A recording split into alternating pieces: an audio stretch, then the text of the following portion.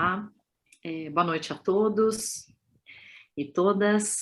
Estamos aqui na quarta live, em nome da BTO, do Human Transplantation, WIT e da MS, para falar hoje sobre disparidades nos resultados do transplante renal e de fígado. Então, nós vamos falar sobre as disparidades nesses resultados e o que sabemos sobre rejeição, sobrevida e adesão. Inicialmente, nós vamos começar com a professora doutora Maria Cristina Ribeiro de Castro, que é professora da pós-graduação da USP, nefrologista do Serviço de Transplante Renal do HC da USP e do Hospital Samaritano. Cristina, muito obrigada por estar aqui. Boa apresentação. Muito obrigada, Bartira. Você consegue ver minha apresentação? Sim, perfeito. Ótimo. Então, a nossa ideia era começar a trabalhar um pouquinho quais são as disparidades nos resultados do transplante que a gente tem entre homens e mulheres. Nós sabemos que o mundo todo tem avaliado essas questões nos últimos tempos, mas nós temos ainda muito poucos dados nacionais sobre essa questão. Então, vou começar aqui um pouquinho com o transplante de rim, já adiantando para vocês que os nossos dados nacionais são poucos, o que significa que nós temos muito ainda para estudar sobre o tema. Eu comecei a me preocupar com esse tema há um tempo atrás, com essa questão desse artigo que eu estava revisando por conta do Covid, e que, na realidade, o que me chamou a atenção é que é um estudo da Índia, e que vocês sabem que na Índia a maioria dos doadores são doadores vivos, os transplantes são feitos com doador vivo, e quando a gente olha do ponto de vista de acesso ao transplante na Índia, os doadores são 70% das vezes mulheres e os receptores 10% mulheres. Então tem aqui um problema de acesso muito grande, as mulheres doam, mas elas não recebem rins. E aí com esse artigo fiquei curiosa e fui olhar os dados oficiais da Índia. E é isso que a gente encontra mesmo, 65% de doadores mulheres, contra só 27% de receptores mulheres para transplante de rim. E quando a gente vai olhar, na realidade, isso não é só na Índia.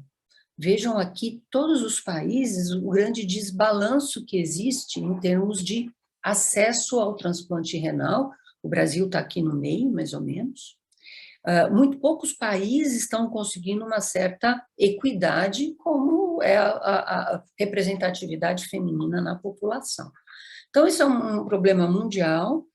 O Brasil tem o seu trabalho ainda a fazer, embora não esteja nos piores números, mas quando a gente olha nas publicações, a gente vê que isso está sendo descrito já há muito tempo.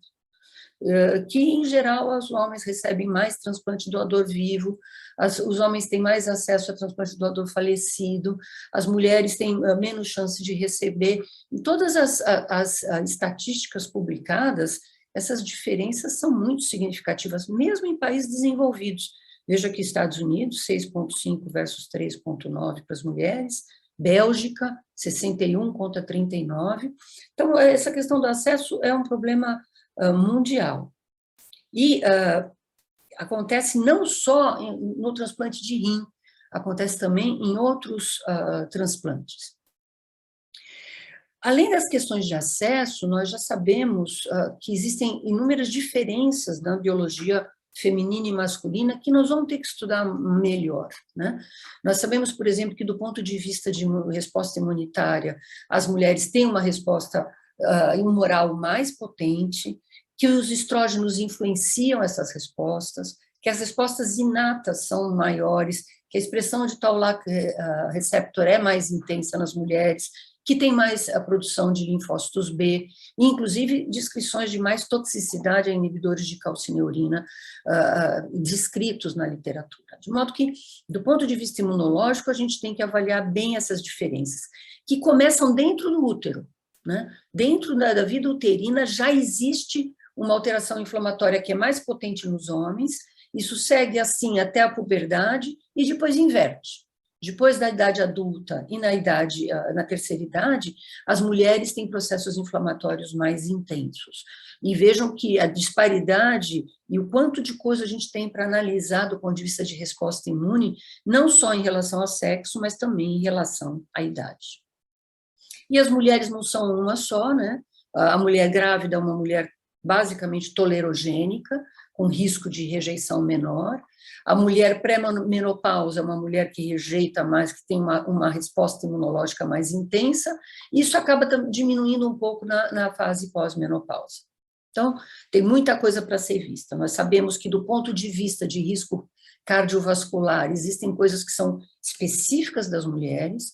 Menarca precoce aumenta risco cardiovascular, menopausa precoce aumenta risco cardiovascular, a gente tem pré-eclâmpsia em mulheres, coisa que não existe nos homens, diabetes gestacional, coisa que não existe nos homens, e em relação a diabetes pós-transplante, pressão arterial e funções celulares em geral, existem muitas diferenças descritas entre mulheres e homens. Em relação a câncer também, ao longo do tempo, a mortalidade, a incidência de câncer nos homens está diminuindo, mas nas mulheres não. A mortalidade de câncer dos homens diminui e diminui menos nas mulheres. Então, tem também aqui coisas para a gente estudar. Se a gente olhar o risco relativo de todos os tipos de câncer, exceto tumor de pele, o risco relativo das mulheres é maior do que o dos homens. Isso são coisas que a gente precisa estudar e que impactam no transplante. Essas aqui são várias infecções que foram avaliadas entre homens e mulheres. Em azul, são mais frequentes nos homens, e em rosa, mais frequentes que nas mulheres. Vejam que existem diferenças nos dois grupos, e mais infecção em homens do que em mulheres de maneira geral. Isso tem inúmeras publicações falando a respeito. Em relação à Covid, nós já discutimos isso aqui em outra live, a mortalidade relatada para homens é maior do que para mulheres, mesmo depois que se ajusta para todas as diferenças de peso, de hipertensão, de diabetes, de fatores de risco. Em relação à sorologia para BK, por exemplo, ela é muito mais prevalente, a positividade para BK vírus nos homens. Mas existem publicações que mostram que você tem mais nefropatia por BK vírus quando o rim veio de uma mulher. E, no total, a gente tem mais nefropatia como causa de perda de enxerto em homens do que em mulheres. Então, existem muitas peculiaridades do transplante renal em que o sexo e o gênero fazem diferença. A pega vacinal, por exemplo, é conhecidamente mais fraca em homens do que em mulheres. E o CMV é mais prevalente nas mulheres quando elas chegam para transplante, e na população geral, mas, por outro lado, as mulheres têm um clearance mais aumentado de ganciclovir e de valganciclovir, e talvez nós não devêssemos usar a mesma dose para homens e mulheres. Além de tudo, tem o efeito de estrógeno na expressão de genes precoces da infecção citomegálica. Então, tem muita coisa aí para ser estudada. Eu apenas comecei a olhar esses dados nos últimos 10 anos no transplante renal da USP. Então, 1.983 transplantes, 951 em mulheres, 1.032 em homens, relativamente equilibrado. A idade não foi diferente no momento do transplante, a cor também não. O tipo de diálise, o tipo sanguíneo também a gente não encontrou diferença, grande maioria fazia hemodiálise. Uma diferença que é importante nas doenças de base já aparece de saída, os homens são muito mais diabéticos do que as mulheres, como doença de base para o transplante, isso é uma coisa que a gente precisa entender por quê, e lembrar que diabetes é um fator de risco de mortalidade pós-transplante. Por outro lado, as mulheres têm muito mais doenças autoimunes. Desculpem aqui, em vez de um 9, é um parênteses. A prevalência nas mulheres de doença autoimune como doença de base é de 6,4%, vezes 0,5% nos homens, absolutamente diferente. Então, de saída, a gente tem essas diferenças. Quando a gente vai olhar homens e mulheres como doadores, no nosso grupo, e é um grupo que expressa muito a situação brasileira, porque recebe pacientes do Brasil inteiro, a gente não teve diferenças na porcentagem de doadores falecidos, homens, mulheres, mulheres, homens, de modo que a coisa fica bastante equilibrada aqui no nosso meio. Por outro lado, quando a gente vai para doador vivo, e olha se os progenitores foram doadores, as mães são muito mais frequentemente doadoras de rim do que os pais. E existe uma tendência também para que irmãs sejam mais do que irmãos, filhas do que filhos. No total, contando primos e sobrinhos, 60% dos doadores foram mulheres e não homens. Mas é muito evidente aqui em relação a mãe e pai. No doador vivo não parente, e aí nos interessa a grande maioria que é de cônjuge, né, nós não encontramos uma diferença significativa entre esposo doando para esposa ou esposa doando para esposo, embora exista uma tendência maior aqui de mulheres doarem para os maridos do que vice-versa, mas isso não foi estatisticamente significativo nesse N de pacientes. Quando a gente vai olhar quantas mulheres chegam ao transplante que já engravidaram, são 73% das mulheres, né? Só 25% nunca engravidaram. E, com tristeza, eu pude observar que, apesar de renais crônicas em diálise, 41% delas tinham mais do que 4 gestações. E vejam, 60 pacientes tinham mais do que 5 gestações, e 4 mais do que 10 gestações. Essa ainda é uma realidade brasileira, mesmo em renais crônicas. Quando a gente olha a taxa de transfusão das pacientes que transplantam, ela é maior do que os homens.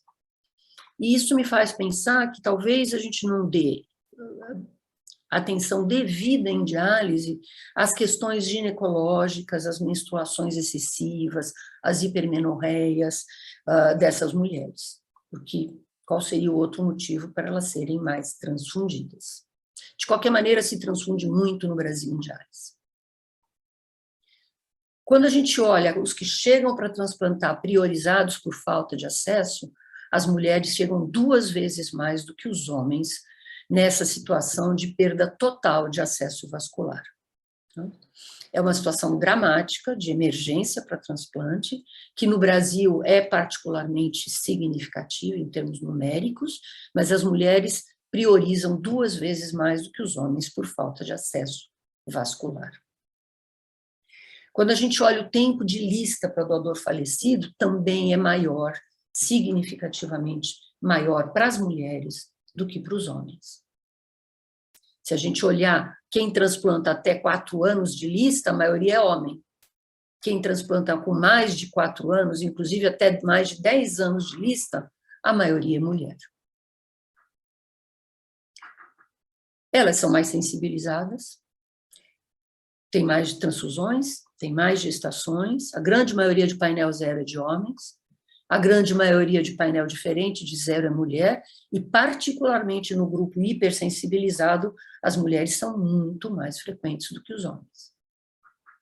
Quando chegam na priorização, aqueles 74 que transplantaram já priorizados por falta de acesso, aí o painel é alto nos 2 grupos. São menos homens que chegam priorizados, mas quando eles chegam, eles também já estão numa situação de sensibilização HLA bastante forte. E a gente já mostrou, isso aqui é um estudo que a gente está levando para o Congresso da BTO agora, avaliando a dificuldade cumulativa de acesso vascular ao longo dos anos antes do transplante, indo aqui de A a D. D são pacientes com prioridade para transplante por falta de acesso. E o A, B e C são graus de gravidade de problemas de acesso vascular. Aqui tem catéteres femorais, aqui tem N catéteres e próteses, aqui basicamente só uma fístula ou um catéter. E o que a gente observa é que a grande maioria do grupo C e D é de mulheres. 70%, 73% desses pacientes nesse grupo são mulheres. Né? E chegam, portanto, muitos com acesso venoso, um catéter, o que também foi um fator de risco para mais infecção no primeiro ano pós-transplante, com tempo de diálise bastante elevado, e isso chegando ao final, causando mais óbito do que os outros grupos. De modo que essa variável, o acesso cumulativo difícil para a diálise, vira um fator independente associado ao óbito do paciente. Quando a gente olha as causas de perda de enxerto, nós não encontramos diferença. Tristemente, no Brasil, a nossa principal causa de perda de enxerto é o óbito do paciente, mas não foi diferente entre homens e mulheres. Ainda não encontramos aqui diferença nas taxas de rejeição. As rejeições são um episódio que eu vou ter que estudar num outro momento, porque são bem mais complexas. Tem um pouco mais de mulher, 20% contra 15% nos homens, mas não dá para dizer que são significativamente diferentes. Beta-vírus também não foi diferente. Pacientes em que estava relatado nitidamente que tinham perdido o enxerto por não adesão ao tratamento, embora isso seja seguramente subnotificado, a gente também não viu diferença neste grupo de pacientes, mas o N é muito pequeno. Nas causas de perda por óbito, também a gente tem no Brasil uma situação muito triste. O mundo perde mais doentes por doença cardiovascular, a gente continua perdendo pacientes por infecção, e também não foi diferente, homens e mulheres, nem o Covid, embora tenha tido um pouco mais de homem, aqui não foi significativamente importante. Embora o N seja pequeno, porque nós estamos falando de uma estatística aí que foi até 2020.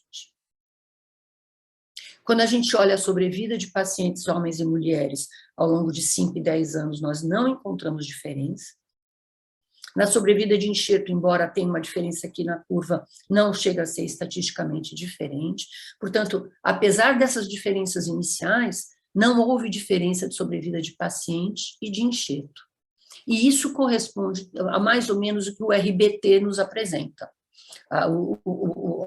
70% no longo prazo, tanto para doador vivo falecido, e tanto para mulheres quanto para homens. Vejam que as curvas para homens e mulheres do RBT, com Ns bem mais significativos, também não foi diferente. Então, em conclusão, a gente tem que as mulheres, elas são mais frequentemente doadoras em vida, principalmente as mães versus os pais. Elas são mais portadoras de doenças autoimunes como causa de chegar ao transplante. Isso é uma coisa que a gente precisa levar em conta nos resultados. São mais transfundidas, são mais sensibilizadas, e é muito interessante observar, eu fui avaliar por que essas pacientes eram sensibilizadas, 1/3 delas é sensibilizada só por gestação. Não tiveram transfusão, não tiveram retransplante, só gestação, 1/3 das mulheres chega. Obviamente, a poligestação é um fator de risco aqui, né? E a gente ainda tem 50% das mulheres chegando para transplantar com mais de 4 gestações prévias. Elas esperam mais tempo na lista e elas são mais frequentemente priorizadas por falta de acesso vascular. Então, isso acaba criando um ciclo vicioso de poligestação e politransfusão, duas coisas que, ao meu ver, poderiam ser muito mais bem controladas e evitadas, e que não são. Isso faz com que tenha mais sensibilização, mais tempo na lista e mais perda de acesso. E aí o que acontece com essas mulheres é que muitas vezes elas são mais recusadas para o transplante no momento, apesar de estarem em lista, ou recusadas a entrar em lista, e mesmo que elas consigam chegar ao transplante, elas transplantam com piores condições. O que é muito interessante observar que, apesar disso, os resultados de sobrevida de paciente de enxerto no longo prazo, em 10 anos, foram iguais nos homens e mulheres. E aí eu queria levantar uma bola. Será que as mulheres se cuidam melhor depois do transplante? Será que elas são mais aderentes ao tratamento? Porque elas chegam em pior condição, mas elas chegam com um bom resultado no longo prazo, semelhante ao grupo masculino. Era isso que eu queria apresentar para vocês hoje, acho que a gente tem muito para analisar sobre essa questão ainda. Excelente. Obrigada, professora Cristina. Excelente raciocínio, né, para a gente pensar depois e debater. Bem, agora eu vou chamar outra amiga querida, professora doutora Ilka Buin, que vai falar sobre disparidades no transplante hepático, professora titular da cirurgia hepática e transplante de fígado da Unicamp e membro das câmaras técnicas estadual de transplante de fígado de São Paulo e nacional também. Obrigada.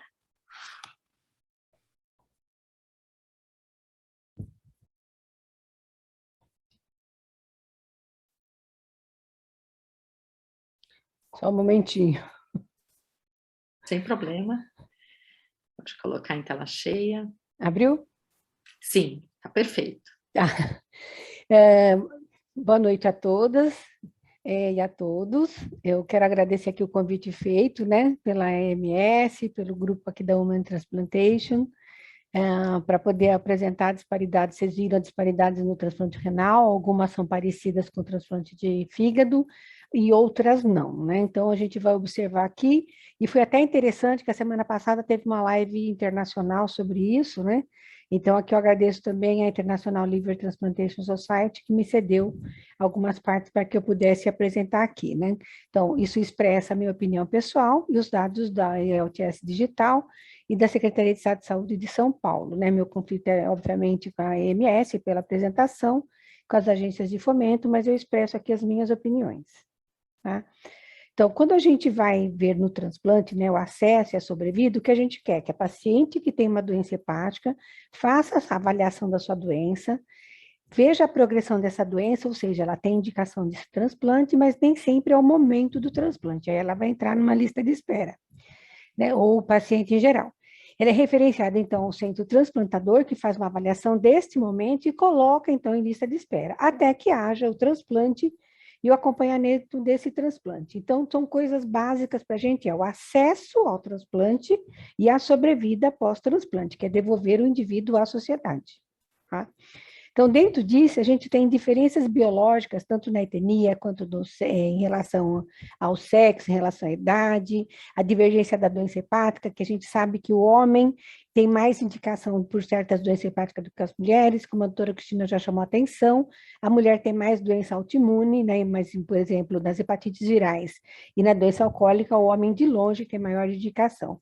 Mas nós temos fatores psicossocioeconômicos, né, que a gente põe até biológico junto, que é justamente uma diferenciação que vai haver entre o homem e a mulher para acesso e para o pós-operatório, assim como a geografia local e recursos, já que num país tão grande quanto o nosso, nós temos uma geografia ampla, continental, e nem sempre a gente tem que esses pacientes tenham acesso, eles vêm de outro estado, por exemplo, 52% dos meus pacientes pertencem a outro estado da federação e não a São Paulo. E, obviamente, isso você esbarra no sistema estadual de saúde, que é totalmente divergente, como a gente viu agora na época da Covid, em relação ao atendimento de doenças crônicas, tá? Bom, um levantamento da UNOS de 2014 a 2018, que foi publicado agora em 2021 pelo Varrid, ele mostra que dos 135.367 pacientes que foram a óbito por doença terminal hepática, né? Então ele vai analisar o porquê do acesso do óbito pré e do óbito após o transplante, que a maioria tinha idade entre 25 e 64, idade produtiva, 57 mil deles ainda foram autolistados e 26 mil após o transplante. Aí ele vai olhar o acesso à lista, né? Aí ele vê que foram menores na raça negra, que tiveram baixo acesso à lista, né? Que é a introdução do MELD. Então, quando você faz a era pré-MELD nos Estados Unidos, antes de 2000 e depois de 2000, né? Que hoje eles têm alto MELD, que essa introdução do MELD reduziu um pouco essa diferença, mas a gente ainda trabalha com alta mortalidade em lista e alta mortalidade pós-transplante. Não tanto imediato, mais tardio, né? Quando a gente vai se deparar com sexo em função renal, aí a gente se depara com um problema que desde que o MELD foi introduzido em 1998 nos Estados Unidos e 2006 no Brasil, a gente se depara com uma disparidade em relação à mulher. A creatinina acaba subestimando a disfunção renal na cirrose descompensada. Obviamente, o meu paciente tem mais síndrome hepatorrenal e descompensação renal. A gente tem cerca de 60% dos pacientes que vão para o transplante com clearance de creatinina entre 30 e 60, né? E que também os valores de creatinina em homem, normalmente aqui, segundo o nosso, é 1,2 e para as mulheres é 1. Elas não são comparáveis, mas eles recebem essa pontuação no MELD, que é o Model End Stage Liver Disease, que leva em consideração a bilirrubina, a creatinina, o RNI e hoje o sódio, que a gente tem hoje o MELD de sódio.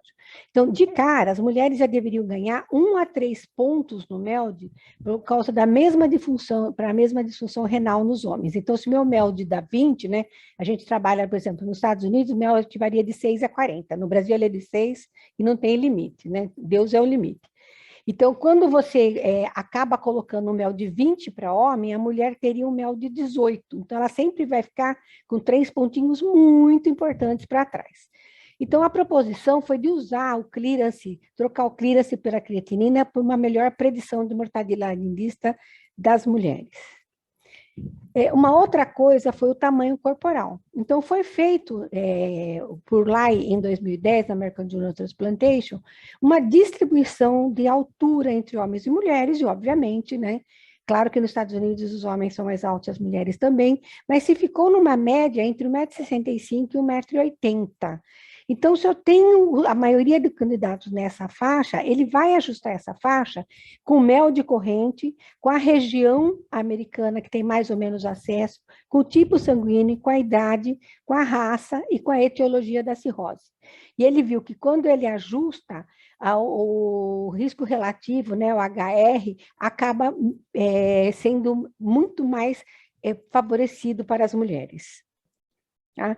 Então, com isso, ele publicou também em 2017 e em 2020, mostrou que 1,66 m abrange 72% das mulheres. E quando eu pego um paciente de 1,90 m que pesa 90 quilos, e a mulher tem 1,66 m e pesa 47 quilos, eu vou acabar não alocando essa mulher para o receptor que é oferecido. Então, a gente acaba trabalhando com alto índice de óbito e de listagem, e quando ele faz esse ajuste, a gente vê que existe uma mortalidade maior sem o ajuste, baixo índice de transplantação, e após o ajuste da estatura, mesmo assim, ainda tem um risco de 8% a mais de óbito para as mulheres. 30% dos fígados não são alocados nas 3 primeiras posições por disparidade de peso e altura. Né? E 16% a 30% das mulheres não recebem fígado nessa situação, justamente por causa da disparidade de peso. Isso é uma informação bem importante, né? O risco de mortalidade em lista, então, quando o Lai e Kularo fazem o trabalho e revêem na ONS de 2002 a 2008, eles veem que as mulheres foram mais removidas de lista do que os homens, né? Tiveram um dropout maior. Que as mulheres apresentam, pelo cálculo do médio, 19% de chance de maior risco de mortalidade em lista. Com a adoção do mel de sódio, que ocorreu há 5 anos nos Estados Unidos e há 2 anos no Brasil, houve uma correção de 97 para 32 vidas perdidas por ano. Né? E isso a gente tem a ver com a fragilidade, com o autocuidado da mulher, com a chegada dela mais tardiamente. Então, tem algumas coisas biopsicossociais que fazem que a mulher, como arrimo de família antes do transplante, acabe não chegando e acabe morrendo mais em lista de espera. Então, o mel de sódio, ele valoriza a creatinina, mas ele não devia valorizar, na verdade, o que a gente vai ver novas proposições, o clearance de creatinina ou a taxa de filtração glomerular. Ela tem uma estatura menor, sofre mais letargo e, portanto, fica mais tempo em lista de espera. Tá? Novos modelos estão sendo propostos justamente para essa correção, que é o chamado mel de sódio, né, que a gente já conhece. Então, a gente tem o mel de comum que está em pretinho, a gente tem o MED Grail, que o MED Grail é justamente o Glomerular Assessment in Liver Disease, que então é uma fórmula que foi feita, adicionada a esse MELD, e a gente vê que o MELD Grail é justamente o que está em cinza escuro, e o predito do mel de sódio é em claro. Então, ele consegue dar uma norteada, pelo menos, nesse acesso, né? Então, a gente tem aqui o gráfico do mel de sódio mostrando esse acesso. Aí se encontrou também o mel de sódio MDRD, que é o Modification Diet in Renal Disease, né, que mostrando que quando chega, que isso estuda, na verdade, a mortalidade em 90 dias, que o mote, quando você coloca um paciente em lista de espera, qual é essa mortalidade dele em 90 dias, por isso que o MELD foi criado, né? E tem o MELD Shift, que o MELD Shift é justamente um estudo feito, chamado com Liver Simulated Education Model, que é o ELSAM, né? Feito, e eles viram que entre o MELD Shift e o MELD Grail, era o tipo de cálculo que podia ser feito que o sexo não havia diferença entre ser homem e ser mulher para alocação de órgãos.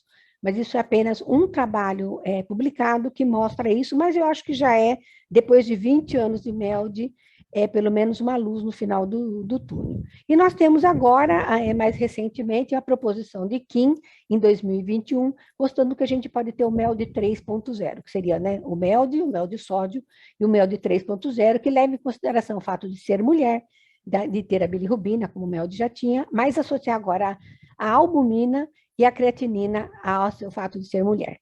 Então, ele deu uma discriminação melhor dessa mortalidade em lista de 90 dias do que o mel de sódio, reclassificou pelo menos em 8% os pacientes que iam a óbito por MELD alto, né? E nesse modelo, que é justamente o Liver Simulator Location Model, o MELD 3.0 resultou numa delistagem por morte menor em comparação com o mel de sódio.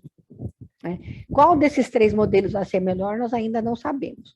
No estado de São Paulo, né, comparando 2 épocas, a gente comparou até 2007, que seria a era pré-MELD e a era pós-MELD, que é um número até meio semelhante de pacientes inscritos, a gente vê que o número de pacientes, quando eu comparo homem com homem, né, o número de pacientes inscritos é semelhante, o número de mulheres inscritas nos 2 períodos é semelhante. Tá? Quando eu estou vendo o óbito pré-transplante, o homem acaba indo a óbito 37% das vezes, a mulher 31%, então na lista, e quando a mulher vai para 30%. Então não tem diferença significativa no inscrito e no óbito pré-transplante. Já no paciente transplantado, quando a gente vai para a era MELD, o homem começa a ser mais transplantado porque ele tem a creatinina a seu favor. Tá? Então, eu pulo de 22% para 41% o número de transplantes, e da mulher eu passo de 26% para 36%. E no óbito pós-transplante, a mesma coisa, de 35% vai para 44%, e de 36% vai para 49%. Mas quando eu comparo o homem e a mulher no óbito pós-transplante, eles são parecidos, e a mulher e o homem no pós-transplante, eles também são parecidos. Então, isso a gente... pelo cálculo que foi feito, a gente acha que isso foi devido à colocação do MELD, aí já não entra tanto mel de sódio ainda, não deu para separar porque é pouco tempo, mas a gente vê que a mulher acaba sendo menos transplantada e vai mais a óbito no pós-operatório. Tá? E em qualidade de vida, né? Quando você estuda a qualidade de vida desses pacientes, a gente vê tanto pelo SF36, quando pelo Liver Disease Quality of Life, esse é um trabalho aqui da Unicamp, que é onde você tem os domínios do SF36 e do Liver Disease Quality of Life, a gente vê que em relação a mulher perde pontuação, né? A mulher está em azul, a gente perde a pontuação na função sexual, nos problemas sexuais e no sono, né? A idade média em que essas mulheres são transplantadas é 58, 60 anos de idade. Então, estamos avaliando pacientes com mais de 65 anos de idade. E, principalmente em relação à função sexual, ao problema sexual, não era o dela, era do casal. E, muito provavelmente, porque a gente tem uma taxa de separação quando a mulher é transplantada muito maior do que quando o homem é transplantado. Né? Então, e claro que eles trocam a sua mulher de 65 anos também por uma outra 30 anos mais nova, e ela cuida dos filhos e do ex-marido. Né? Esse mesmo fato é observado no SF36, onde a qualidade da mulher em relação aos aspectos emocionais, dor, vitalidade e saúde mental, ele acaba sendo um pouco menor no pós-transplante. Na disparidade socioeconômico-cultural, né, a gente vê que tem a cirrose descompensada, vai ser avaliada, põe na lista de espera e vai receber o órgão, mesmo quando a gente compara, esse é um trabalho da Elizabeth Werner, mesmo quando a gente compara 2 mulheres, sendo uma mais jovem e uma mais velha, nós temos aí o fato de idade, mas sendo que a mais jovem mora mais longe, tem outras funções como avó para cuidar, né? Ela é responsável pela família, ela acaba morrendo mais em lista de espera do que quem tem um suporte social. Então, o suporte social faz diferença também na mortalidade e no acesso à lista, né? Então, como complicações e implicações futuras, a gente tem esse frailty, nessa fragilidade feminina maior, um MELD menor, maior tempo em lista de espera e estatura menor. Então, a gente precisa reverter também no Brasil as priorizações para mulheres, dar o mesmo acesso ao transplante nessa era, porque ele ainda é desigual, talvez fazer um estudo com a lista de São Paulo, que é uma lista grande, né, sobre o acesso a essa lista, com simulações como foi feita nos Estados Unidos. O acesso em diferente em estenia é equânime aqui, nós não sabemos, porque aqui todo mundo é branco, é um país onde todo mundo é branco e nós fazemos que existe uma miscigenação muito grande, né? Então, nós não temos a real etnia das pessoas. Nós somos de novos modelos, né? Esses novos modelos como o 3.0, o Braille e o Shift estão aí para serem apreciados, para serem validados nacionalmente no Brasil, mas uma das coisas que a gente viu é a adequação por tamanho e por volume hepático, que é uma coisa que ainda a gente tem que trabalhar. E eu fiquei muito surpresa de saber que a gente perde como mulher a colocação, mesmo estando no primeiro lugar na lista, pelo tamanho do fígado, ele acaba sendo realocado para o terceiro ou para a quarta posição, e normalmente para um homem. Tá? A nossa equipe é uma equipe feminina, né? Foi a primeira equipe feminina do Brasil a fazer transplante de fígado, em nome de todas as meninas aqui, não tão meninas mais, né? Mas todas as jovens transplantadoras do Brasil que são o futuro, eu quero agradecer em nome delas, e também propor que essa disparidade seja desfeita com novos trabalhos. Obrigada. Obrigada, professora Ilka, excelente. Obrigada pelas colocações. Agora eu passo a palavra para a professora Cristina. Obrigada. Eu estou aqui já com tantas perguntas para fazer, imagina até o final. Agora a gente vai discutir um pouco uma questão que é bastante importante, e para isso nós temos a felicidade de ter um approach bastante amplo, um approach médico, um approach de enfermagem. Nós vamos falar sobre adesão ao tratamento. Intuitivamente, acho que todas nós temos a sensação de que, equiparadas às condições sociais, as mulheres se cuidam mais da saúde do que os homens. Nós vamos começar, então, com a professora Bartira, professora de enfermagem da Unifesp, e, em seguida, vamos passar para a doutora Elad. Por favor, doutora Bartira, quer começar?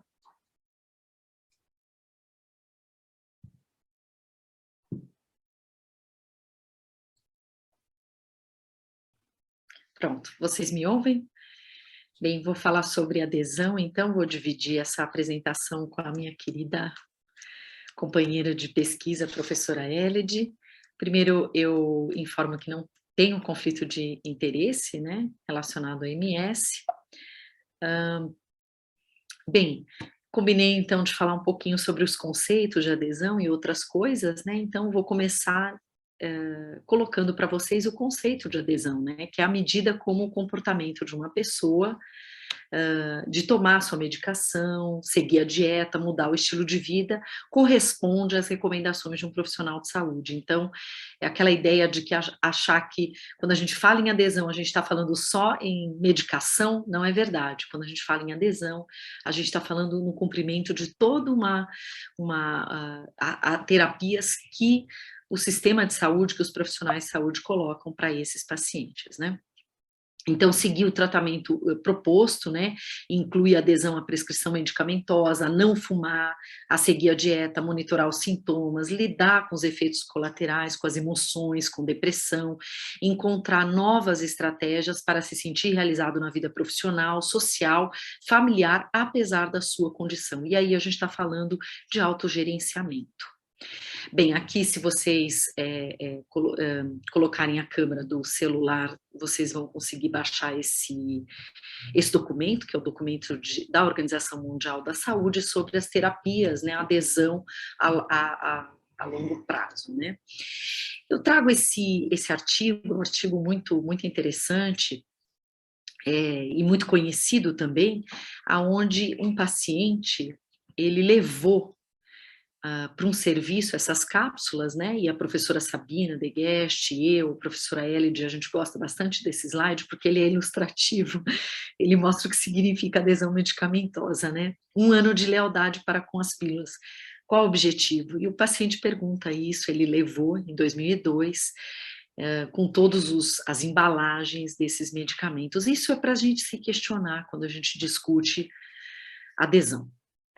A adesão, ela tem toda uma taxonomia, né, já muito bem definida em artigos científicos, aonde você tem a persistência e depois, quando o indivíduo quebra essa persistência de tomar, você tem a não persistência, a descontinuidade na tomada do medicamento daí, e aí a não adesão. Então, nós temos questões relacionadas à adesão, desde a ingestão, desde o horário, desde os dias, por exemplo, de feriados, que a gente tem bastante não adesão relacionado a isso, redução de dose, tudo isso mostrando aí um desvio de 5% nessa não adesão.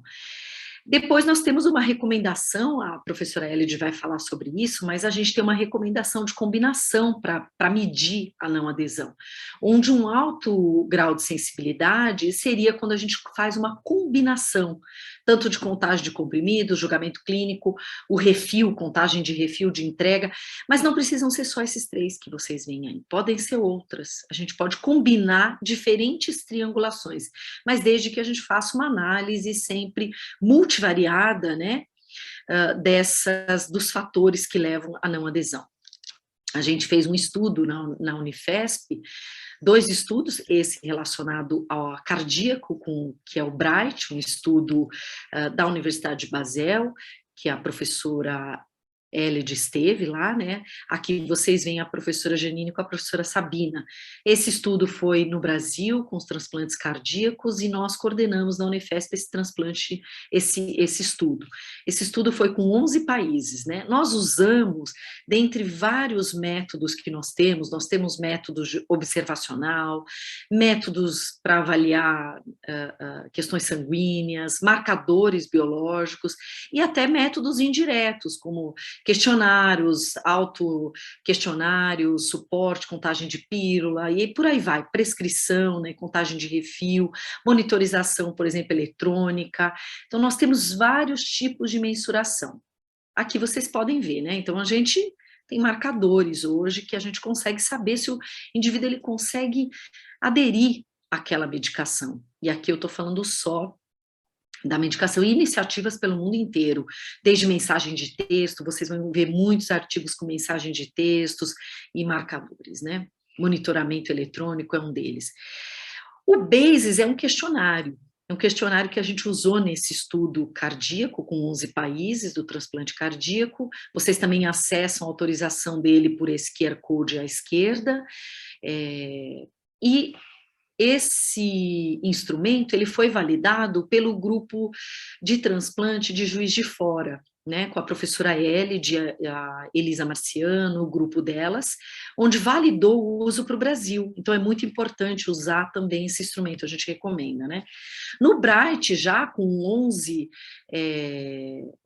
países, a gente encontrou alguns resultados, né? Essa é uma outra meta-análise, onde a não adesão dos transplantes deu 22,6%, está associada a índices de rejeição tardia, de 15% a 60%, e também tem um impacto na sobrevida do paciente. No estudo do BRIGHT, que a gente tem alguns, esse é um deles, resultados, vocês não vão encontrar relação, a gente não percebeu essa relação.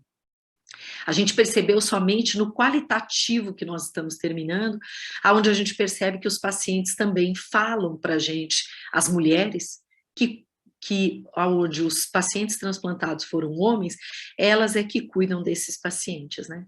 Na maioria das vezes. Então, nessa pesquisa aqui, ela foi uma pesquisa de um autorrelato de 1.365 pacientes com 36 centros, com 11 países, uma prevalência média de 2,6, esse estudo aqui é de não adesão medicamentosa no relato, na correlação, né, do custo desse paciente, e esse estudo ele mostrava quantos tinham deixado de tomar medicação relacionada ao custo, porque não conseguiam pagar essas medicações, né? E o que deu positivamente relacionado foi ser solteiro, muito diferente das pesquisas de adesão que mostram que se você tem uma relação de apoio e se você é casado, isso dá suporte aumenta a sua adesão, mas no caso, quando a gente cruza nesse estudo relacionado a custo, não, positivamente foi solteiro. E o fator de proteção, que a etnia foi branca, né? E eu trouxe esse estudo para mostrar outro tipo de vulnerabilidade também. E aí, esse estudo vai mostrar que a não adesão de medicamentos relacionados refere-se à não tomada por pagá-los, e aí ele faz uma proposta, né, de que você analise isso do ponto de vista de nível de política pública e do ponto de vista do nível do paciente, não só medindo idade, gênero, etnia, educação, materiais, enfim, e no nível do país, com as mensurações de custo também. Numa revisão de literatura que eu fiz para poder discutir aqui esse tema com vocês, eu encontrei 144 trabalhos, né, cruzando adesão, transplante e avaliando nos últimos 3 anos, isso usando o EndNote. Bem, nós vamos encontrar alguns estudos. Esses de 2019, mostrando que pacientes do sexo feminino eram mais propensas a serem aderentes, é um estudo com 244 pacientes, né, nos Estados Unidos, um estudo transversal. Depois, eram mais propensas, então, na parte de adesão, meninas, parece que a gente vai bem, porque as mulheres, elas mostram ser mais aderentes, né? E não só isso, como elas também cuidam nas relações, elas que fazem o indivíduo, o seu companheiro ter mais adesão. Então, aqui, nesse outro estudo randomizado, com 136 pacientes, a adesão foi monitorada usando caixas de comprimidos eletrônicas entre 17 a 24 anos, e mulheres tiveram chances significativamente maiores em populações de adesão. Muito interessante esse trabalho também. Esse outro aqui de 2019, né, foi feito no Irã, mostrando que pacientes do sexo feminino também eram mais propensas a serem aderentes, né? Desculpa. E esse aqui de 2021, que é uma técnica de meta-análise qualitativa, mostrando maior percentual, ele avaliou a associação entre o afeto negativo, que era a depressão, e a autogestão relacionada à adesão. Foi um estudo, esse estudo reuniu 50 trabalhos e 46.106 receptores de órgãos adultos. E olha que interessante, as mulheres e o autogerenciamento foram considerados efeitos associativos. Nesse outro estudo aqui de 2021, um estudo que analisou casais, na verdade, pós-transplante renal e o impacto relacionado a sexo e qualidade, é um estudo prospectivo, interessante, avaliou 56 casais, e para os receptores de transplante renal do sexo feminino, a qualidade de vida mental e o nível de escolaridade influenciaram positivamente na adesão. Então, esses foram alguns estudos que eu trouxe para vocês. Em relação à prática integrada, só nesse quesito adesão, que é uma recomendação da OMS, onde ela traz que o estado de saúde, nesses determinantes, que a gente já conhece, devem fazer parte da prática de transplante, ou seja, a gente deve ter uma assistência integral, considerando todas as profissões, e mensurar algumas coisas importantes, como sobrevida e morbimortalidade cruzadas com qualidade de vida e adesão ao tratamento, e não mais só feitas como se fossem pesquisas. Isso devem ser resultados medidos continuamente nos nossos pacientes. Então, era isso que eu tinha para trazer. Muito obrigada.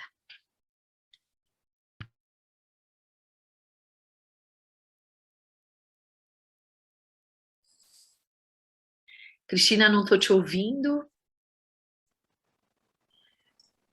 Muito obrigada, Bartira, muito interessante. E análise dos resultados que eu tive me levaram a essa conclusão sem conhecer a sua aula. Então, fico muito feliz de que a gente esteja aí achando o caminho de por que as mulheres chegam em pior condição e têm os mesmos resultados no longo prazo. Isso é uma coisa muito interessante para a gente avaliar. O que significa que se elas chegassem melhores, elas teriam melhores resultados também, né? Mas, vamos adiante, Agora nós vamos ouvir a professora Ela de Sanders. A professora Ela é titular da Faculdade de Medicina de Juiz de Fora, chefe do serviço de transplante, pós-graduada em Basel. É uma honra tê-la aqui conosco para tratar desse assunto de adesão em transplante. Ela, por favor. Bom, gente, boa noite a todos. Para mim é um imenso prazer e acho que principalmente um privilégio de poder estar fazendo parte dessa discussão hoje, né? Para a gente iniciar, eu acho que eu fiz igual a professora Ilka, que eu acabei colocando de trás para frente, então vocês me deem um minutinho aqui só para eu voltar e compartilhar a tela de forma adequada. Inicialmente, eu queria primeiro dizer que é um privilégio, desculpa estar repetindo, estar fazendo parte desse grupo e gostaria de agradecer a AMS pela oportunidade, pelo suporte desse tipo de atividade que eu acredito que vai trazer grandes assim, horizontes, né, dentro da nossa prática como transplantadora. O que eu vou gastar um pouco de tempo com vocês, assim, o que foi, assim, de uma certa forma, direcionado para que eu pudesse conversar com vocês hoje, era que a gente pudesse conversar um pouco sobre quais são as perspectivas de como lidar com esse problema, né? Primeira coisa que eu queria ressaltar, e a Bartira já falou isso, é que a gente tem que considerar que a não aderência ela é um comportamento, né? E como um comportamento significa que as pessoas, os pacientes, né, que nós lidamos todos os dias, eles estão frente a uma situação de desafio, de estresse, que é o seu tratamento, e que o comportamento das pessoas ela pode ser diferente frente a esse desafio, né? E de fato, quando a gente olha o comportamento dos homens e das mulheres, a gente percebe que as mulheres, assim, e existem vários trabalhos, como a Bartira já chamou a atenção, quando a gente olha as diferenças de sexo e de gênero, né, as mulheres elas têm cerca de 20% menos chance de ter esse comportamento. Então, esse é um comportamento que, portanto, ele predomina no sexo masculino, né? E por que as pessoas são não aderentes? Acho que um modelo importante, teórico, de explicar esse comportamento, que eu gosto muito, é o modelo ecológico. Ele diz que o comportamento das pessoas é resultado de influências, né, de fatores associados em vários níveis. Primeiro, são características próprias da pessoa, e aí da pessoa, do comportamento, da doença, do seu tratamento, das condições socioeconômicas, mas elas também são influenciadas por aquelas pessoas que ajudam no seu tratamento, e aí entrariam os profissionais de saúde e as pessoas da família que são envolvidas nesse tratamento, mas também são influenciadas pelas práticas do serviço transplantador, onde aquele paciente é acompanhado, e também pelas práticas do serviço de saúde daquele local onde ele vive, né? E essa abordagem, para mim, ela é bastante interessante, porque a partir de cada uma dessas características ou desses fatores associados, é possível que a gente possa pensar e desenhar, eventualmente, alguma medida direcionada para essa característica. E quando a gente olha na literatura, basicamente o que a gente tem disponível de evidência de como abordar essas características, a gente tem basicamente resultados relacionados a questões da pessoa, do indivíduo, e a gente tem poucas evidências em relação ao profissional de saúde, ao serviço transplantador e ao sistema de saúde. Essa foi uma das razões, não a única, né, que a gente veio a ideia da gente fazer, e eu fui a pesquisadora principal, mas desde já eu gostaria de deixar meu agradecimento aos 20 centros transplantadores que fizeram parte desse estudo, né, do estudo Adere Brasil, que ele tinha como objetivo avaliar a prevalência, calcular, ver o tamanho desse problema dentro dos pacientes transplantados renais brasileiros, né, e a gente encontrou que quase 40% dos pacientes que nós avaliamos no estudo, eles tinham esse comportamento de serem não aderentes, né, e aqui em alguns outros momentos da minha apresentação, eu disponibilizei a publicação, que eu estou fazendo referência como QR Code, como a professora Bartira fez anteriormente, né? Mas o que eu queria chamar a atenção, e esse foi o grande resultado, não só para nós brasileiros, mas para todos os transplantadores renais e pacientes, né, é que nós estudamos os fatores associados a esse comportamento, né, e nós fizemos um estudo bem amplo, nós estudamos 53 variáveis, nós conseguimos ao final ter um modelo que tinha 11 variáveis, e o que eu queria chamar a atenção é que, diferente do que a gente vê na maioria das vezes, né, na maioria dos estudos prévios, é que a gente encontrou tanto variáveis associadas ao comportamento de não aderência, tanto relacionadas ao paciente, como também relacionadas ao centro. E aí eu gostaria de chamar a atenção que, por exemplo, como citado anteriormente, os pacientes que têm suporte social, aqui medido se eles tinham um parceiro, né, isso esteve associado com uma razão menor de chance de ser não aderente. como também, e aí pela primeira vez, isso aqui é o inédito do ADERE, é que características do centro, aqui, por exemplo, características não só estruturais, mas também do que era proposto para esse paciente, como, por exemplo, a frequência às consultas, e se ele fazia parte de um serviço que tinha era maior, era um hospital maior, portanto, provavelmente mais bem organizado, né, e isso ele teve uma chance menor de ser não aderente. E o que a gente encontrou que foi uma associação positiva entre o comportamento de não aderência foram coisas que a gente já conhecia, por exemplo, aquelas pessoas que são não aderentes às consultas ou que são inativos, né? Mas o grande resultado do ADERE foi esse, ele mostrou para nós, né, primeiro o retrato do Brasil, né, e também ele mostrou pela primeira vez em transplante renal que a gente pode lidar com esse problema além do paciente. Muito bem. Mas quando a gente olha o que tem publicado sobre isso, né, e existe a meta-análise mais ampla que existe sobre isso, ela foi publicada já tem algum tempo, ela incluiu estudos até 2013, mas que usaram intervenções que permaneceram pelo menos 3 meses, o número de estudos é muito pequeno e a qualidade não é boa. Mas o que eles nos dizem? Os resultados positivos foram aqueles que a gente usou mais de uma medida, então uma única intervenção, a maioria das vezes, provavelmente ela não vai ser suficiente, né? Aqueles que incluíam, que tinham suporte à mudança de comportamento dos pacientes, eles encontraram que medidas que você direcione para um indivíduo ou para todo o serviço, elas podem ser eficientes, principalmente aquelas que incentivam o autocuidado, como a Martira já chamou a atenção, e que incluam, além do doutor, que acha que sabe tudo, mas a maioria das vezes não sabe, né, que inclua enfermeiros e farmacêuticos. E mais recentemente, agora em estudos de 2012 a 2017, e esses foram estudos que avaliaram só aquelas medidas ao paciente, que é o que a gente, direcionadas ao paciente, que é o que a gente tem de forma mais consistente, né? O que funcionou? Funcionou as intervenções educacionais, especialmente aquelas intervenções feitas de forma contínua, né? E aquelas de aconselhamento, e aí aconselhamento direcionados para o indivíduo, né?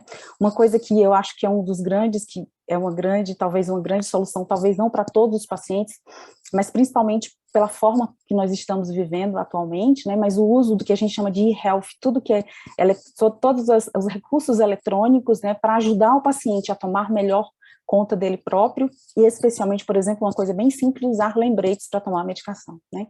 E uma outra medida que eu acho que essa é muito prática e que todos nós que tomamos conta de paciente podemos pôr ela em prática imediatamente, que é tentar fazer com que o regime medicamentoso ele seja o menos complexo possível, né? Claro que isso tem uma série de consequências, de responsabilidades, mas eventualmente isso é possível. Muito bem. Mas se a gente, então, se eu frente a um paciente não aderente, quais são os passos que eu devo tomar, né? Primeira coisa é que eu devo procurar identificar por que aquela pessoa tem aquele comportamento, né? Identificar quais são as barreiras. Você pode fazer isso perguntando para o paciente, ou você pode usar instrumentos que a gente tem disponíveis, e tem questionários que são muito práticos, e pergunta, por exemplo, se a pessoa não toma porque ela é ocupada, não toma porque o gosto é ruim, não toma porque é muitos comprimidos, etc. E a partir daí eu posso traçar um plano individual, tá? E aqui o que eu queria chamar a atenção é que homens e mulheres provavelmente vão ter barreiras muito diferentes, e que a abordagem desses pacientes, provavelmente a gente vai precisar de planos individuais bem diferentes para homens e mulheres. Quando a gente olha o que é possível fazer, e aí essa eu acho que é uma divisão bem interessante, ela diz que eu posso ter medidas, por exemplo, ela divide em 4 grupos, né? As medidas educacionais, que é a veiculação de informação, como eu já falei, que tem de evidência quando isso é feito de forma continuada durante todo o tratamento do paciente. As medidas de aconselhamento e comportamentais, que é, por exemplo, você usar os alarmes, né, que ajudam a pessoa a tomar medicação no dia a dia, né? As medidas psicológicas e afetivas, e aqui existem várias, por exemplo, paciente deprimido e etc., né? E aquelas que envolvem várias coisas que a gente chama de miscelânea, e que uma delas, por exemplo, é a simplificação do tratamento, né?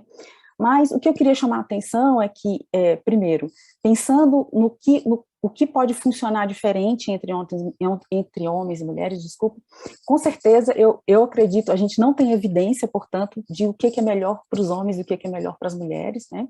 A gente sabe que as mulheres elas são mais aderentes do que os homens, né? Então, portanto, como é um comportamento e como as barreiras vão ser diferentes, as intervenções vão ser diferentes, porque, obviamente, sendo um comportamento, a mesma intervenção vai ter eficácia diferente dependendo de quem a pessoa, de ser homem ou mulher, isso eu não tenho dúvida nenhuma.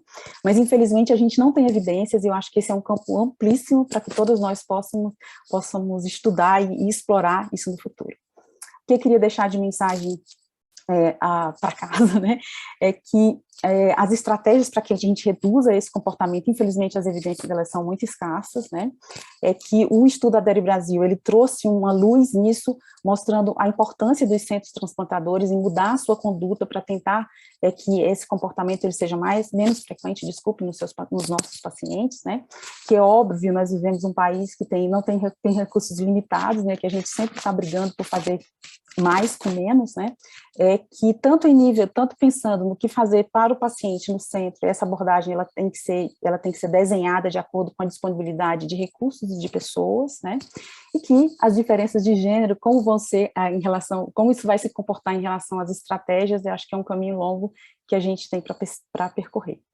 Eu agradeço a atenção de vocês e espero que a gente possa discutir alguns aspectos mais específicos que vocês se interessem. Muito obrigada.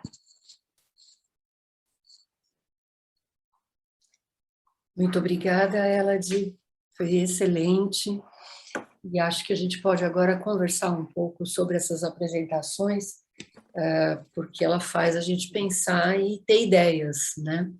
Então, só lembrando que quem está nos assistindo pode mandar as perguntas, né, Bartira? E a gente vai acompanhando aí as perguntas que vão chegando, e... Posso começar, Bartira? Por favor. Posso? Eu também tenho uma pergunta, tá? Se alguém não aparecer aí.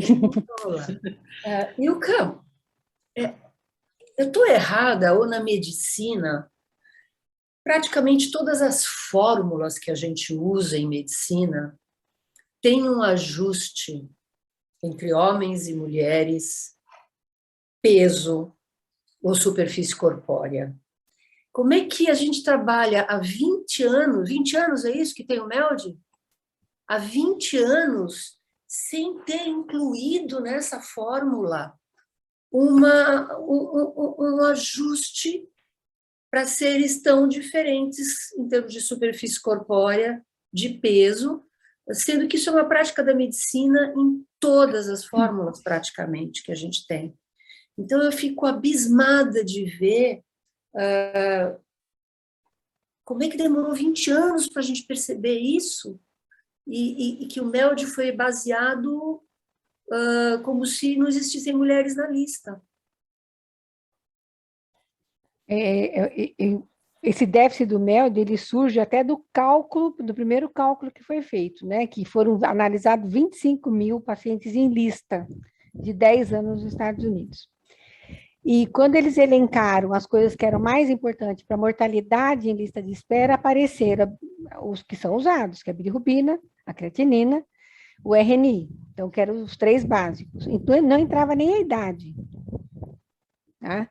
E não entra até hoje. Aí a idade só deu diferença para as crianças menores que 1 ano. Aí eles incorporam, que é o PELD, né, que é o Pediatrician, incorporam a albumina e a idade em meses para o PELD, que vai até 11 anos de idade, por causa da variação de peso. Então, já começa aí que o peso também não entra. E eu sei que eu tenho que trabalhar com paridade de peso para eu poder colocar. Assim que saiu, né, eu lembro quando eu estava nos Estados Unidos, aí eu levantei minha mãozinha, nervosa, que eu falei, mas a creatinina da mulher é mais baixa que a do homem, nós vamos já começar a perder daí. E eu fui linchada no HC, né? Isso lá em 2000. Não, tinha pouco, por quê? Porque na lista eu tenho 70% de homens na lista de transplante. Hoje caiu para 66% por causa do NASH. Então, por que está na hora de mudar? Porque a minha listagem antigamente era 72%, 75% de homens. Então, a gente não fazia muita diferença. Por causa da não tinha hepatite muita importância, C. Por causa da hepatite C. Como a hepatite C teve a delistagem por causa do DAA, né, da medicação, o NASH começou também, pela própria história, né, desses novos tempos, começou a aumentar. Por exemplo, um trabalho que a gente fez mostrando a ascite refratária, a gente já tem nos pacientes que são graves, que têm ascite refratária, que eles têm uma percentagem maior de mulher e maior de NASH. Então, provavelmente o NASH foi a causa de ter mais entrada de mulher. Então, a gente muda nesses 20 anos, de 2000 a 2010, de 1% antes de 2000 para 6% de NASH e agora para 20% de NASH. Então, com isso, eu vou ter uma entrada maior de mulheres na lista. Então, por isso que todo mundo, assim, não se falava em disparidade desde o ano 2000. Aí você vê um monte de trabalho agora, de 19 para cá, de 18, falando mais da parte social, e de 19 para cá, colocando, não, o sexo é importante, a altura é importante, né, a estatura, né? A estatura é importante e nós precisamos ver e trabalhar não mais com a creatinina, mas com o clearance, porque o clearance já leva em consideração, seja qual seja a taxa de filtração glomerular utilizada, ela já tem essa diferenciação. Então, ele vai acabar sendo incorporado, provavelmente no ano que vem nos Estados Unidos, daqui uns 3 anos no Brasil, né, como sempre. Mas a gente quer ver se agora, eu conversei com o pessoal da Câmara de São Paulo, para a gente fazer estudo no fígado, porque, como eu falei, a mulher tem mais doença autoimune, então isso reflete também no pós-operatório, que ela tem mais recidiva da autoimune. O homem tem mais a recidiva do álcool, mas ela tem mais a recidiva da autoimune. Então, assim, foi baseado, primeiro, no grande composto que teve, mas quando se analisou o composto depois desses últimos 20 anos, falou, opa, isso faz diferença. Vamos acordar que isso faz diferença, e a UNO está estudando isso. É que tinha, pelo que eu entendo, tinha uma visão muito de avaliar fatores de risco de óbito pós-transplante, e não tanto de avaliar acesso ao transplante. Exatamente, ele foi feito para a sobrevida pós-transplante, não de acesso.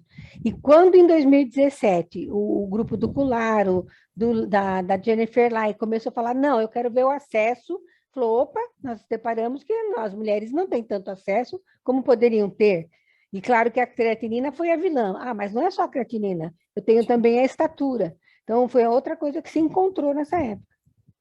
E você vê, então, uma perspectiva de resolver essa questão nos próximos anos. Sim, eu acho que dentro, no máximo, 5 anos, a gente já deve ter incorporado, que você vai ter que validar, né, com um número grande, para ver se acesso se muda, mesmo ver a qualidade depois de sobrevida no pós-operatório em 2 anos, para poder validar e mudar. Elade, sua pergunta. Na verdade, Cristina, eu queria fazer um comentário, né? Quando a gente olha quem é candidato a transplante renal, são os pacientes que são renais crônicos, que estão em estágio 5, com necessidade de terapia renal substitutiva, né? E se a gente olha as estatísticas brasileiras, né, existe uma predominância de homens em relação às mulheres, então a gente tem mais homens, teoricamente, candidatos a transplante renal. E aí, provavelmente, né, se a gente imaginar que as doenças que são mais frequentes, a hipertensão e diabetes e indeterminado no Brasil, né, não existe na história natural dessas doenças, não existe uma predileção de maior gravidade ou de maior prevalência dessas doenças no sexo masculino. O que você acha? Eu tenho uma hipótese, eu acho que uma das razões disso, embora isso exista na maioria dos locais no mundo, né, mas, assim, cada local, cada país tem os seus fatores ambientais, culturais, etc. Será que isso não é uma questão de acesso também à diálise? Quer dizer, a mulher, ela talvez, uma das razões, por exemplo, da gente ter tão poucos pacientes diabéticos em terapia renal substitutiva é o fato de que eles não recebem tratamento, que provavelmente eles falecem antes de começar a diálise. Será que a gente não podia pensar que isso pode acontecer também para as mulheres? Assim, eu terminei essa análise absolutamente decidida a ir olhar a lista de espera, para ver se isso começa na hora do transplante ou se a coisa vem mais atrás. Porque você tem toda a razão. A gente sabe que quanto mais você transfunde, mais mortalidade você tem. Você tem mais infecção por causa disso. As mulheres podem estar chegando menos aos grandes centros para se tratarem e entrarem em diálise. Então, você tem toda a razão.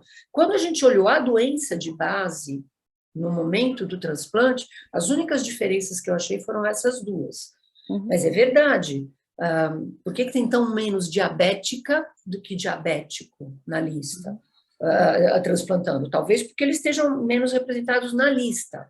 Então, assim, eu preciso começar a olhar na lista para pegar essas diferenças desde o começo.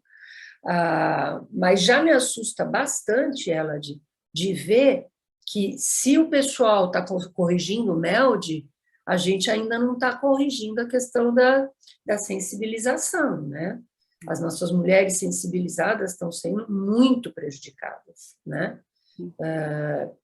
E também me assusta muito, e até queria ouvir a opinião da Bartira sobre isso, que a gente ainda tenha muitas mulheres renais crônicas poligestas.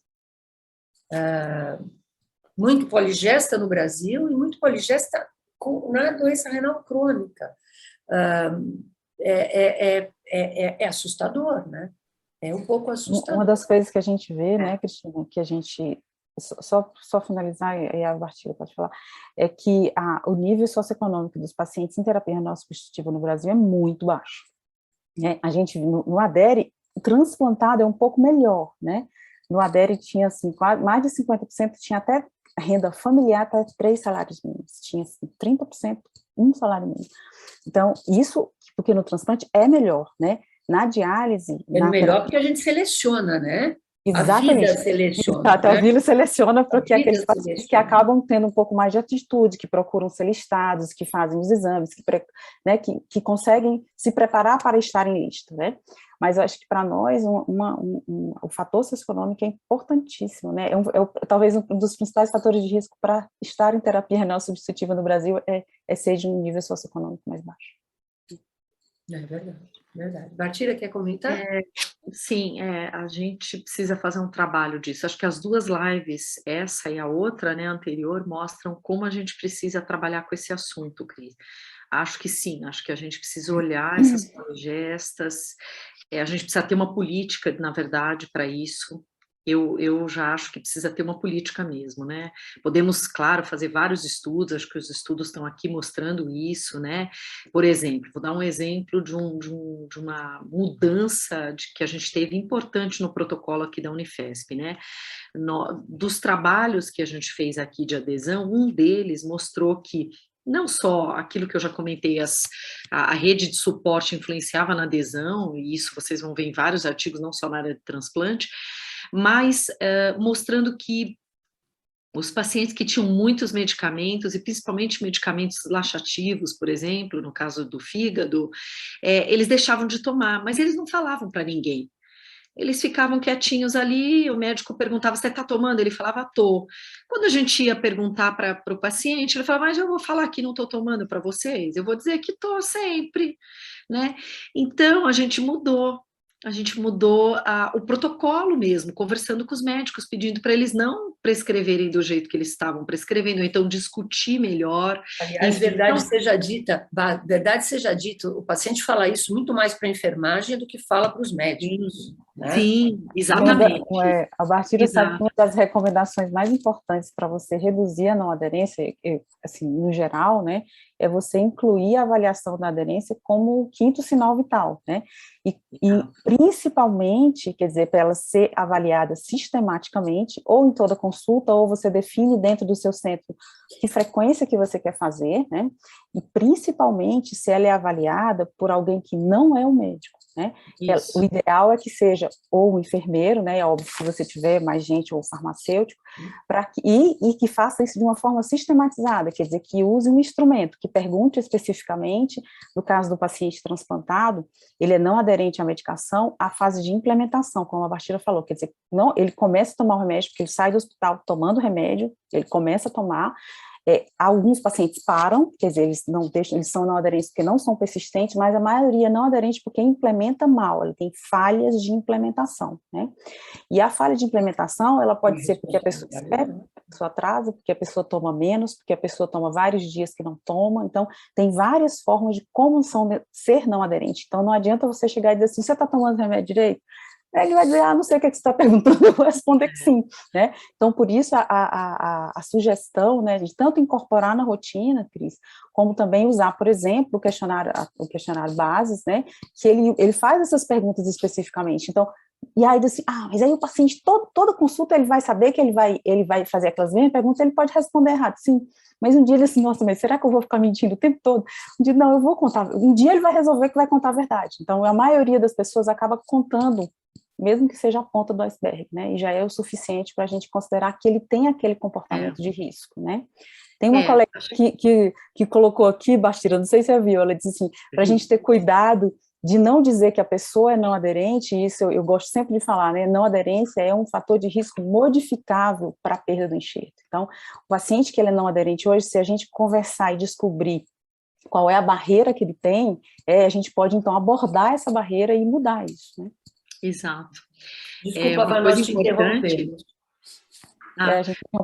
Só uma coisa importante é que, apesar dos estudos mostrarem, né, que a adesão ela é alta nos países, por exemplo, que a droga é gratuita, no Brasil, olha que incrível, ela é igual dos países que cobram a droga. Então, nós temos um problema aqui, porque ela é gratuita e a gente não pode ser igual a uma Suíça, igual a uma Austrália, e os resultados, por exemplo, do Bright mostram isso. Então, nós temos que nos reunir como pesquisadoras, na minha opinião, até isso que a Elide está falando, nos reunirmos para discutir mensurações comuns entre nós e discussão, né? Bom, só para dizer aqui que tem vários comentários de agradecimento no chat, tá? Todo mundo parabenizando, tem a psicóloga aqui, a Rafaela, parabenizando a Elide, dizendo que isso é um trabalho multiprofissional, acho que ela fez parte da coleta, ela de vocês, tá? Então tá parabenizando. Acho que a Janine também, a Renata Leite, a Janine colocou que os homens consomem mais álcool que as mulheres, ainda tem mais chance de receber um filho. É verdade, Janine, foi o que a Ilka falou. Né? E a Janine faz uma colocação, uma pergunta interessante aqui, né, Vá, você viu? Pode continuar. Existe alguma possibilidade de exclusão pelo olhar da maioria dos cirurgiões, pelo fato da maioria dos cirurgiões serem homens, Ilka, e isso ter trazido ao longo do tempo uma visão um pouco, digamos, de privilégio? Parcial. Não, eu acho que é a mesma história da própria doença hepática, a maioria acaba sendo homem, chega. E uma das coisas que a gente fala com aderência, né? A gente tem os nossos medicamentos, vocês têm a diálise, o comportamento da diálise, mas a gente tem os chamados diuréticos, que a gente tem que tomar por causa da ascite, que o paciente tem que tomar. E uma das coisas que a gente já trabalha é com essa, na lista, como é essa aderência à sua medicação em lista. Tá? Porque se ele não for ali e ele não mudar, ele não vai tomar a imunossupressão certa. Então, a gente conversa, a gente mostra... É um fator de risco para ser depois. É um fator de risco bem importante. A gente tem um trabalho antigo, já feito dos 20 anos atrás, mostrando isso que uma assistente social nossa fez, e ela correlacionou direitinho, né? A mortalidade pós-operatória com a não aderência no pré-operatório. Sim. Mas esse olhar do ser o cirurgião, normalmente quem acaba fazendo todo esse trabalho são as psicólogas, assistentes sociais dos serviços em geral, as social workers, têm um poder muito forte fora do Brasil, aqui também, mas fora do Brasil elas têm uma palavra muito, né, premente de Verdade. Não vai para a lista, né? E vai para a lista, né, professora? Muito importante. Então, assim, o olhar do cirurgião, nossos cirurgiões do Brasil são um pouquinho diferentes dos de fora. A gente veste a camisa do transplante mais do que o clínico, não é? Em geral, no mundo não acontece isso. Em geral, no mundo do transplante de fígado acontece, mas está começando a mudar. Legal. A gente vê outra realidade mesmo lá fora, né? E no Rio a gente tem muitos clínicos, menos cirurgiões. E eu não sei responder a Janine se o fato da gente não dar tanta bola para os sensibilizados tem a ver com o fato de que a maioria são mulheres. Eu prefiro imaginar que não, prefiro imaginar que isso é uma distração e que acontece sem... Mas talvez se isso fosse um problema masculino, já tivesse sido abordado. Nós estamos alguns 20 anos atrasados na questão dos sensibilizados no Brasil. Então, pode ser, Janine, que se isso afetasse mais os homens, isso tivesse sido abordado mais precocemente. Não sei te dizer. Agora, Cristina, eu sou totalmente de acordo com você. Se tivesse um estudo mostrando que nos homens acontecia mais, aí teria mudado. Colocação inversa é verdadeira. Nesse aspecto, acho que a Janine tem uma certa uma certa razão. Se afetasse os homens, talvez a solução já tivesse saído. Mas afeta muito mais as mulheres. Eu queria perguntar uma coisa para ela, a gente tem uns minutinhos ainda.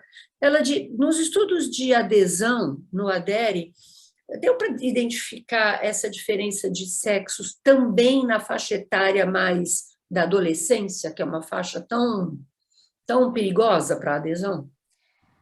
Cris, a gente avaliou só pacientes com maiores de 18 anos, então não incluía pacientes pediátricos, né? Mas a gente separou porque aquilo que a gente chamou de adultos jovens, que na verdade são aqueles adultos que são adultos pela idade legal do Brasil, mas que ainda são considerados adolescentes pela OMS, que é até 23 anos, né? Mas mesmo nessa faixa etária, ela não foi um fator de risco nem na análise univariada, nem na análise, portanto, nem foi para multivariada, né? O sexo, eu esperava que houvesse, né? Porque ele é um fator clássico, sabendo que os homens, eles têm um risco maior de serem não aderentes, mas também, infelizmente, não apareceu no resultado.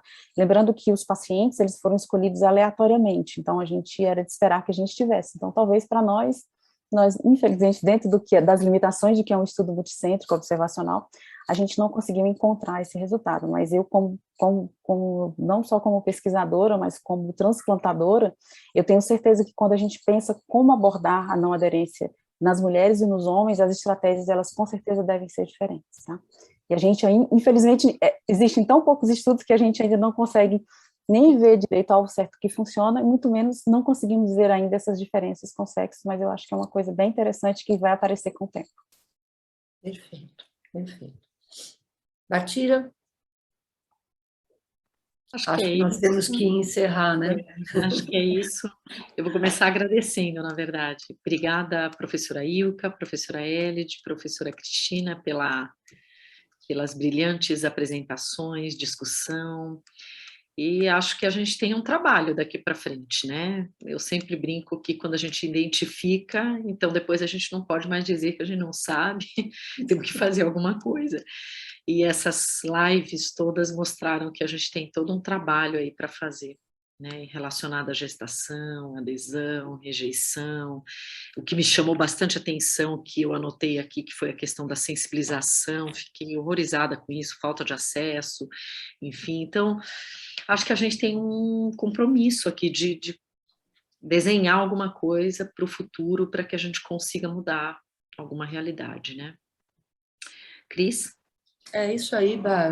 De novo, agradecer a todas vocês por estarem aqui conosco, obrigada à assistência, tem aqui gente falando, mandando várias mensagens, a gente não consegue ler todas, mas, de maneira geral, muita gente concordando e achando que a gente tem que realmente trabalhar nessa área para identificar mais momentos e modos de ação para reverter algumas injustiças que a gente pode ter no dia a dia, não só em relação às mulheres, mas algumas também em relação a outras características de raça, de idade, de peso, enfim, tem muita coisa aí para ser analisada, para que a gente seja um pouco mais equânime no acesso e nos resultados. Meus agradecimentos à MS por nos apoiar ao longo desse ano, ao longo dessas 4 lives, foram muito produtivas. Aos que nos escutam, que não participam do IT, o IT está aberto para quem quiser participar. Quem tiver ideia de trabalho nessa área, a gente quer colaborar, a gente quer trabalhar junto, então fiquem à vontade de nos procurar. Nós somos hoje um comitê da BTO, então é muito fácil entrar em contato conosco pela BTO, e a gente está aí para fazer estudos e para avançar nesses temas que são tão caros às mulheres transplantadoras do Brasil. Obrigada a todos, obrigada Bá, Ilka, obrigada Elade, uma boa noite para todo mundo. Boa noite, gente. Obrigada. Eu quero convidar a todos vocês que participaram dessas 4 lives para que vocês tornem isso artigos que a gente possa publicar no Brazilian Journal of Transplantation, tá? Que a gente já fez corpo editorial, vamos ganhar um ISSN eletrônico essa semana. Todos os artigos até 2004 já tem DOI, tá? Lindinhos. E para que a gente possa colocar isso como novas produções e chamar atenção para o problema. Perfeito. Muito bem lembrado, Ilka, você que é editora do Brazilian Journal, está fazendo um trabalho excelente nessa área e a gente precisa contribuir com você. Boa noite para todos. Boa noite a todas. Boa noite, obrigada.